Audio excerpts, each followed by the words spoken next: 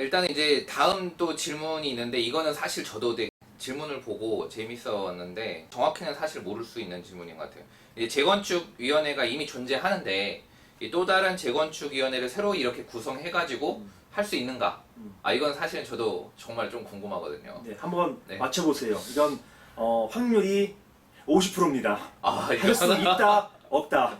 저는 개인적으로는 할 수 없어야 될 것 같아요. 할 수 없다, 예. 땡입니다. 아 그래 할 수 오늘 있어요. 정보모님이 그러니까 자꾸 틀리시는 것 같은데 일부러 틀리는 거예요, 일부러 일부러. 틀리신 것 같아요. 제가 봐도 여러분들 좀 즐겁게 드리려고 일부러 틀리신 것 같아요.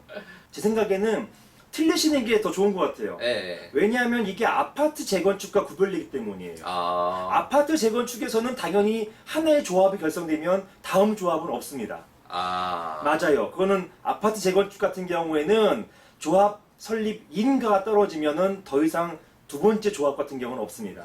조합의 어떤 주체가 바뀌는 경우, 이게 조합장이 변경되거나 임원진이 바뀐 경우는 있을지언정 조합이 새로 생긴 경우는 없어요. 근데 이게 상가 재건축에선 이게 가능한가 보죠? 가능하죠. 상가 재건축, 오피스텔 재건축에서는 이 재건축 조합이라는 게 인허가 사항이 아니에요. 그렇기 때문에 그러니까 임의단체입니다. 쉽게 얘기하면 임의단체예요. 그러니까 임의단체 같은 경우는 한두 개가 아니라 여러 개 생길 수도 있는 거예요, 사실은.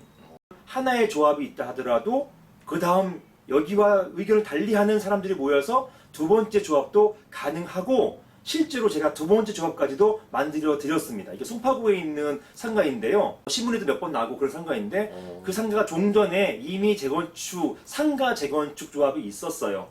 네, 그런데 이 재건축 조합에서 약간 불만 있으신 분들을 모아서 새로운 조합을 만들었고 이제 새로운 조합에서 부분 소재들을 규합해서 결정권이 있는 상가 재건축 조합이 된 사례가 있습니다. 그러면 이렇게 좀 우후죽순 만약에 조합을 만들어 버릴 수도 있을 텐데 상가 같은 경우 이러면 되게 불편해질 텐데 법적 구속력이 있는 재건축위원회는 그럼 어떻게 구성을 해야 되는 거죠? 좋은 질문을 해주셨어요. 그런데 요거는 제가 설명드릴 부분이 있습니다. 자, 첫 번째, 법적 구속력이 있는 재건축 조합. 이거는 뭐냐면 법적인 어떠한 권리 능력이 있는 재건축 조합이잖아요. 법적인 권리 능력 있는 재건축 조합이라는 것과 사업을 시행할 수 있는 능력이 되는 재건축 조합하고는 또 구별돼요. 어렵네요. 그러니까 제가 있는 거잖아요. 법적인 구속력이 있는 재건축위원회는 아까 말씀드린 것처럼 용어를 통일하죠. 재건축위원회라는 용어를 많이 사용하시는데 여러분 듣기 편하게 재건축 조합이라 할게요. 그러니까 상가 오피스텔 재건축 조합. 이런 재건축 조합 같은 경우는 말씀드린 대로 조합이 결성되면은 이게 임의단체가 된다고 했잖아요. 이 임의단체 같은 경우는 사실상 헌법상으로도 인정받는 조합 주체예요. 그래서 어떤 인허가가 없다 하더라도 활동을 할 수가 있어요. 집회 결사의 자유에 따라서 할 수 있지만 사람들 불안하잖아요. 그냥 우리끼리 모여가지고 이거 뭐 하는 거야 할 수 있잖아요. 그러니까 이런 걸 가지고 고유번호증을 발급받으려고 해요. 고유번호증을 발급받아야만 세금 관계뿐만 아니라 금전 지급 관계, 심지어는 통장 개설까지도 가능하단 말이에요.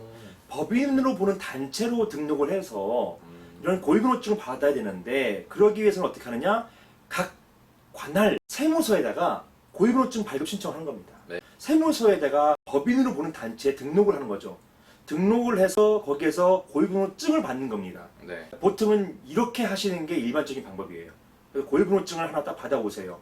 이때부터 시행 대행사하고 계약도 체결하고 시공사 계약도 체결하고 실질적인 역할을 하는 것입니다. 자, 여기까지가 법적 구속력이 있는 이제 어떤 단체가 되는 것이고요. 그 다음 실질적으로 사업을 추진할 수 있는 단체는 뭐냐? 어떤 권한이 있는 능력 있는 단체는 뭐냐? 요거는 실질적으로는 말씀드린 것처럼 구분 소유자가 80% 이상 동의를 얻은 단체가 실질적인 어떤 권리 능력을 행사할 수 있는 단체예요. 80%를 얻어야만 매도 청구 행사할 수도 있는 것이고 그 다음에 그 이후에 인허가 절차, 건축허가, 건축심의, 교통영향평가 등등 이런 것들을 할 수 있단 말이에요. 이런 거 할 주체가 되는 것입니다. 그래서 우후죽순처럼 여러 군데가 있다 하더라도 누가 80% 확보하는가 중요한 거예요. 이 단체가 만약 첫 번째 단체가 있지만 지지부진했다. 두 번째 단체가 열심히 활동하셔가지고 80% 이상의 회원을 확보했다. 그럼 여기가 실질적인 재건축의 주체가 되는 겁니다. 그럼 이게 80%를 못 만들기 위해서 상대방 이렇게 조합들이 계속해서 이렇게 할 수 있죠. 예, 불편하게 힘이 많이 만들면은 많죠. 그럼 이제 진짜 무기한으로 계속 늘어나는 거예요. 그럼 상가 재건축이 그러면 안 되는 것이고 일주일에 한 4건 내지 5건 정도의 상담 오세요. 이런 분들이 다 저에게 자문 의뢰하시면 전 벌써부터 부자가 느꼈죠. 네. 근데 이런 분들 중에서 재건축까지 저 자문하시고 연결되는 경우는 많이 아직까지는 드물어요. 그 이유가 내부적으로 정리가 안 돼 있기 때문이에요. 저희 80%를 이렇게 담는다는 게 쉬운 일은 아니니까요. 맞아요. 예.